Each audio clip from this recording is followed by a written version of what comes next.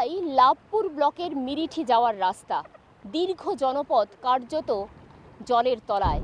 15 দিন ধরে বানভাসী মিরিটি। কুয়ে নদীর পার ভেঙে রাষ্ট্রপতি প্রণব মুখোপাধ্যায়ের গ্রাম এখন হাঁটু জলের তলায়। রাস্তা মাঠ আলাদা করে বোঝার উপায় নেই। হেক্টরের পর হেক্টর কৃষি জমি জলের তলায়। চাষের কোনো জিনিস ফসল কিছু না, কাঁচামাল ছিল প্রচুর আমাদের মাঠে। আমাদের মাঠটাতে কাঁচামাল প্রচুর ছিল। যদি এই বানটা না আসতো তা আমাদের গ্রামের কাঁচামাল এই সারা বর্ষাটা চলতো। ওই কেউ পূর্ণবাবুর বাড়ির আশেপাশে একটু মানে ভালো আছে, তাছাড়া বাকি সব গ্রাম ভেসে গেছে।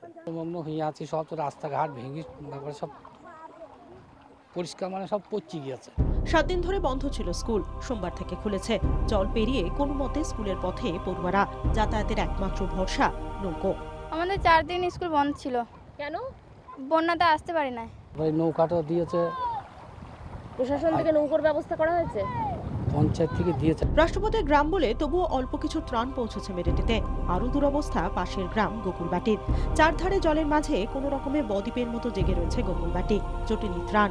পূর্ব শাহপুর থেকে গোকুলবাটি যাওয়ার যে রাস্তা কার্যত তা বন্ধ। কুয়ে নদীর বাঁধ ভেঙে যেদিকেই তাকাবেন শুধু জল আর জল।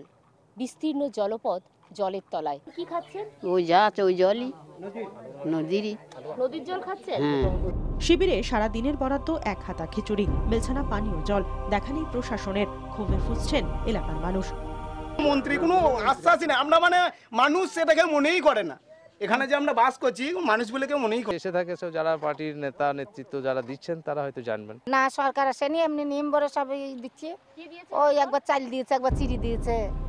বন্যা মোকাবিলায় প্রশাসনকে সব রকম ব্যবস্থা নেওয়ার নির্দেশ দেওয়া হয়েছে। তদারকি করছেন খোদ মুখ্যমন্ত্রী।